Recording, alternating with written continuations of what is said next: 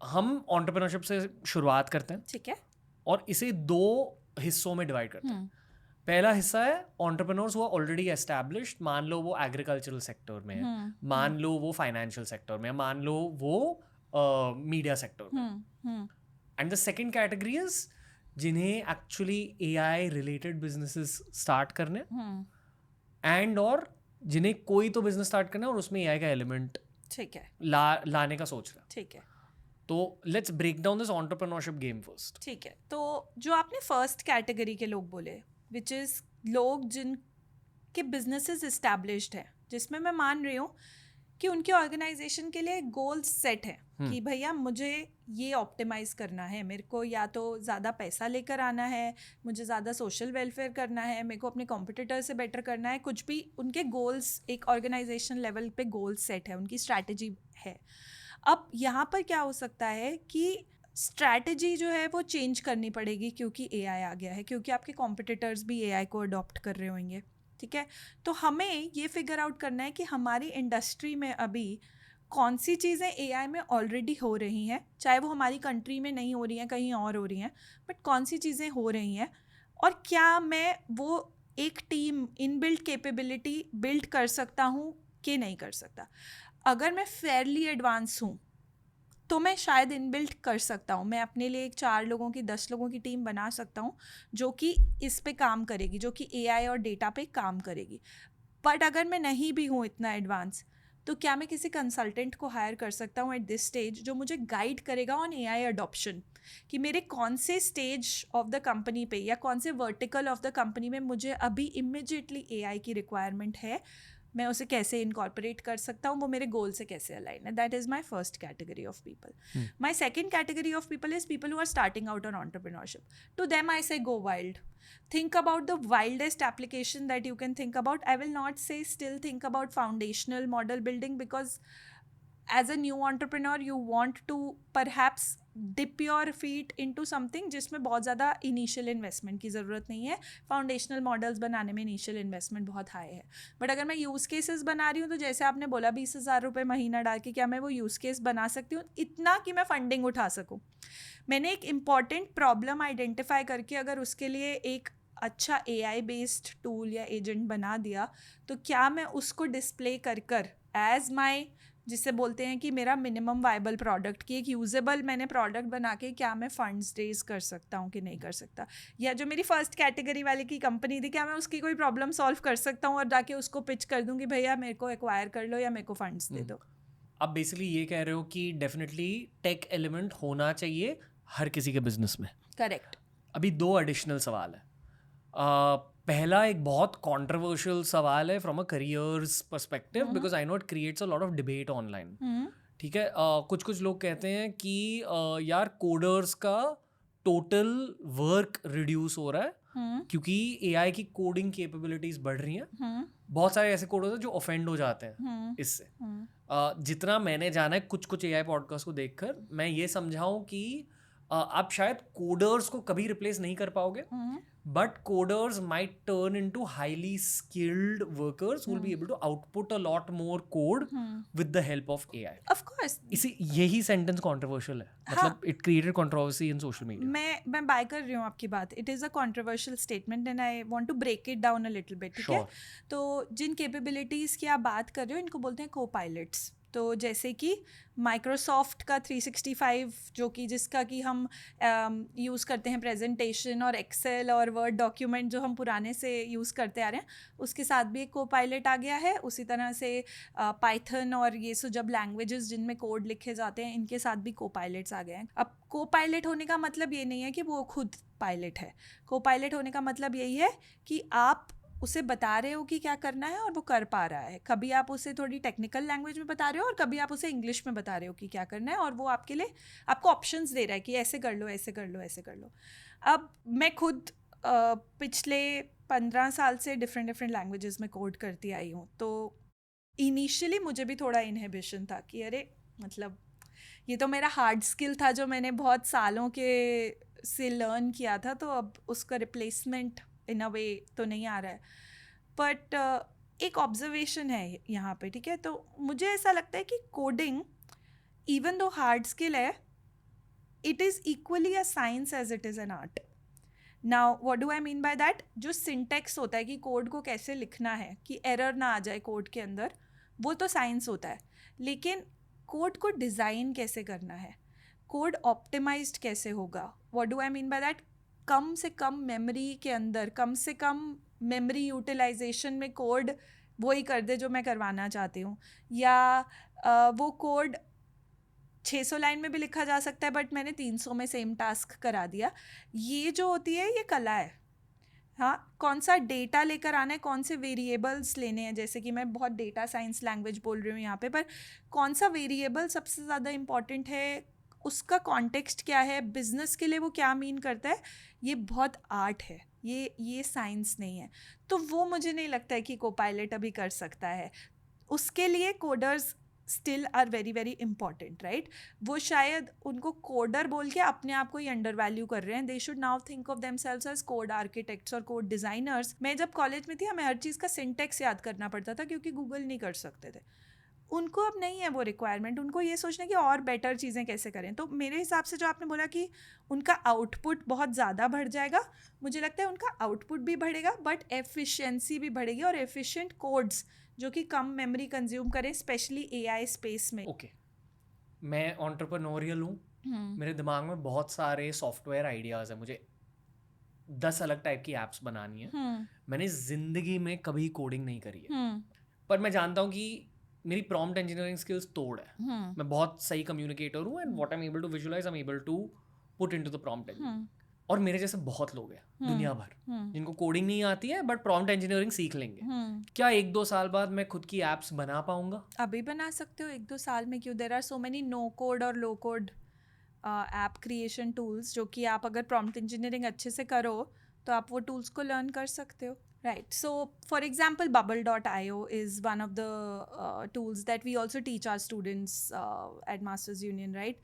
And वो आप 20 घंटे में सीख सकते हो टूल. तो आप तो 10 साल 2 साल बात कर रहे हो, मैं तो 20 घंटे की बात कर रही हूँ. आप 20 घंटा आज लगाओ, आपको Bubble.io से ऐप बनाना आ जाएगा. पर मुझे कुछ नहीं आता कोडिंग आपको में. कुछ आने की ज़रूरत नहीं है कोडिंग में. It's a no code app builder. Okay, but क्या मुझे एक CTO की ज़रूरत होगी फिर उस बिजनेस में, if I turn it into a business? See, business के बहुत सारे एस्पेक्ट्स होते हैं, राइट. अब सिर्फ अगर आप एक ऐप क्रिएट कर रहे हो जिसमें कि ऐप का फीचर्स बहुत लिमिटेड हैं, जिसमें ऐप लेट्स से सिर्फ इसलिए यूज़ हो रही है कि कोई आया, किसी ने कुछ इन्फॉर्मेशन रिसीव करी और वो चला गया, तो फिर उस केस में आपको CTO की ज़रूरत नहीं है. मे बी आपको वो ट्वीक करना पड़े कभी कभी ऐप, बट उसके लिए आपको एक फुल टाइम एम्प्लॉय की ज़रूरत नहीं है. हो सकता है आपको उसका डिज़ाइन कभी ऑप्टिमाइज़ करना पड़े, उसके लिए आपको फुल टाइम ज़रूरत नहीं है. बट लेट्स से अब ये बिज़नेस बड़ा हो गया, ठीक है. अब मेरे पास बहुत सारे लोग आते हैं एक टाइम पे, तो मुझे ये ऑप्टिमाइज़ करना है कि भैया उतने सारे लोगों को हैंडल कर पा रही है ऐप या नहीं कर पा रही. मुझे उन्हीं सारे यूज़र्स का डेटा ट्रैक करना है और उनका डेटा यूटिलाइज़ करना है. उससे पहले मुझे ये समझना है कि कौन सा डेटा ट्रैक करूँ. उसके बाद मुझे ये समझना है कि इस डेटा को यूज़ करके मैं क्या क्या प्रिडिक्शंस कर सकती हूँ. क्या मैं यूज़र का बिहेवियर समझ पा रही हूँ? क्या मैं ये समझ पा रही हूँ कि अगर मैंने ऐप का कलर थोड़ा सा चेंज कर दिया तो यूज़र बिहेवियर में चेंज आया है या नहीं आया?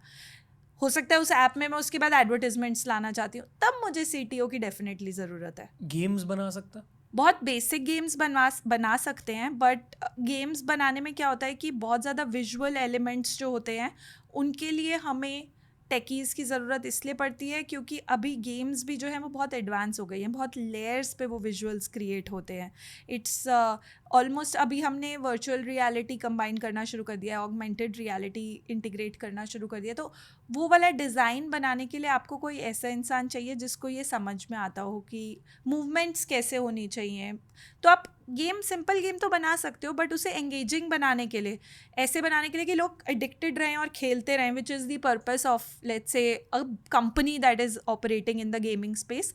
उसके लिए आपको डेफिनेटली टेकीज़ की ज़रूरत है. जितनी गेमिंग मैंने करी है, I know I can conceptualise a game that can be great and addictive. मैं इंडियन हिस्ट्री डाल दूंगा गेम में, मैं अलग अलग लेवल्स डाल दूंगा, अलग अलग वेपन्स डाल दूंगा वगैरह.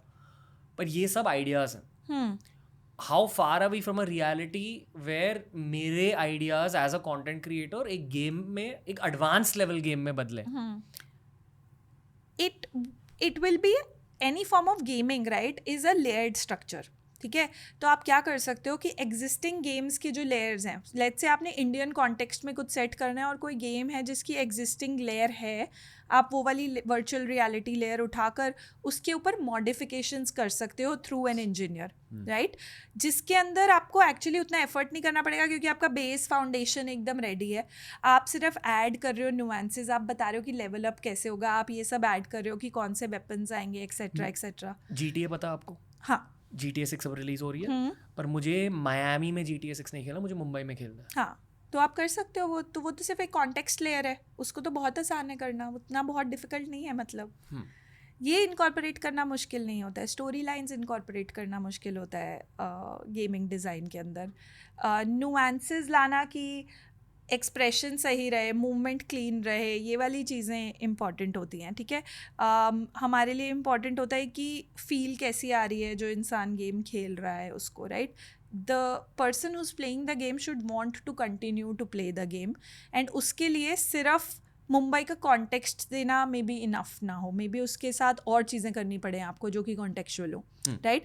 वो सब धीरे धीरे नुआंसेस ऐड करने पड़ते हैं जिसके लिए आपको proper web designers, graphic designers, game designers की ज़रूरत है. बट जितना आपको अब तक पता चला है AI के बारे में, do you think that reality is 15 years away? 2040 में घर बैठे बैठे एक 10 साल का बच्चा भी ज़बरदस्त गेम डिज़ाइन कर पाएगा? Possible, yes. I will not say that it is not possible. I think it is possible. I think we are getting younger and younger as entrepreneurs, definitely. मतलब हम अब 12-13 साल के बच्चे अपने थॉट्स को ट्रांसलेट कर पा रहे हैं टूल्स में या गेम्स में या तो डेफिनेटली पॉसिबल तो है. ओके. मैं गेम्स को इसलिए हाईलाइट कर रहा हूँ क्योंकि even in the tech world जितने भी मेरे टेकी ब्रोज हैं वो सब मानते हैं कि coding for games is much more difficult yes it is than any other form of coding, क्योंकि आपको ह्यूमन साइकोलॉजी ध्यान में रखनी होती है. It is a combination of many things. इसमें सिर्फ वही जो हम कह रहे हैं ना, ह्यूमन साइकोलॉजी इसीलिए हमें माइंड में रखनी होती है कि वो क्यों खेलता रहेगा कोई मेरी गेम को. उसके लिए एक ऐसा स्टेज आना चाहिए जहाँ पर इंसान जो है ना वो इनफ मज़ा आ रहा है उसको खेलने में कि वो खेलता जा रहा है, लेकिन अगर वो बहुत आसान गेम हो जाएगी ना तब भी आपका मन नहीं करेगा खेलने का. तो टू फिगर आउट कि वो कितना आपको प्रेशर रखना है, मतलब कितना रेजिस्टेंस रहना चाहिए, कि कितना डिफ़िकल्टी लेवल रहना चाहिए कि कंटिन्यू करता रहे. आपने स्टोरी लाइन बनाई, कॉम्प्लेक्स बनाई, वो अच्छी बात है, बट कॉम्प्लेक्स के साथ एंगेजिंग बनाना बहुत ज़रूरी है. ऐसा ना हो कि वो ओवर कॉम्प्लेक्स हो जाए कि पीपल फील कि अरे कॉन्टेक्स्ट समझने में ही इतनी देर लग रही है, मेरे को खेलने का तो मौका ही नहीं मिल रहा. तो वो वाली चीज़ें बहुत इंपॉर्टेंट है यहाँ पर. तो वो साइकोलॉजी साइड बहुत इंपॉर्टेंट है यहाँ पे. So to summarize what you are saying, basically सच ये है कि येस, अगर आपके दिमाग में कोई ऐप का आइडिया है, कोई टेक प्रोडक्ट आइडिया है, जो हम कहते हैं कि MVP minimum viable product, at least वो आप जनरेट कर सकते हो. हाँ, मेरे ओपिनियन में वो अब एट दिस स्टेज कोई भी जनरेट कर सकता है, अनटिल एंड अनलेस आप कुछ ऐसी टेक्नोलॉजी यूज़ करना चाहते हो जिसमें कुछ हार्डवेयर है जो मैं नहीं क्रिएट कर पा रही हूँ क्योंकि मेरे पास कैपेबिलिटी नहीं है. मैंने कुछ बनाना है, लेट्स से मुझे कुछ ऐसा टूल बनाना है जो कि लोग वेरेबल जो पहने और कुछ वो ट्रैक करेगा. अब मैं वो किस तरह का डेटा ट्रैक करेगा और उस डेटा से मैं क्या क्या कर सकती हूँ वो शायद मैं सिमुलेट करके फिर भी दिखा सकती हूँ MVP में. ये बनाना शायद मेरे लिए डिफिकल्ट हो as a kid, as a 10-15 year old kid. Audience को मैं ये कहना चाहूँगा कि ये ना एक्चुअली बहुत बड़ा एंटरप्रेन्योरियल चैलेंज हुआ करता था टेक वर्ल्ड में, कि इन्वेस्टर्स के पैसे के बिना कैसे बनाए. ये बहुत बड़ा चैलेंज हुआ करता था बहुतों के लिए, एंड बहुतों की टेक एंटरप्रेन्योरशिप जर्नी यहीं रुक जाती थी कि यार पैसे ही नहीं है MVP बनाने के लिए. तो एटलीस्ट अब AI के थ्रू आप वो MVP बना सकते हो और इन्वेस्टर्स के पास जा सकते हो. And if it's a good investor, वहीं आपको एक CTO दिलवा देंगे, वहीं आपको अपने खुद के नेटवर्किंग में हेल्प कर देंगे. मतलब माय थॉट इज, अगर आपको एंटरप्रेन्योर बनना है और आपके पास टाइम है ना, मतलब आप बच्चे हो, तो अपने MVP से भी पहले आप एक फर्स्ट पेचेक चैलेंज करो अपने साथ. Bring yourself one paycheck through the skills that you have developed, whether they are AI skills, largely AI skills, but also entrepreneurial skills, आपकी हसल. उसके बेसिस पे एक पेचेक लेके आओ, जितना मर्जी छोटा पेचेक हो, and then start to develop and try to bring that paycheck from the space जिसमें आप entrepreneurship करना चाहते हो. Got it. Okay. Do an internship basically, but get somebody to pay you for that internship. Real world experience. Real world experience in the same domain that you want to build in will do wonders to your journey. Okay.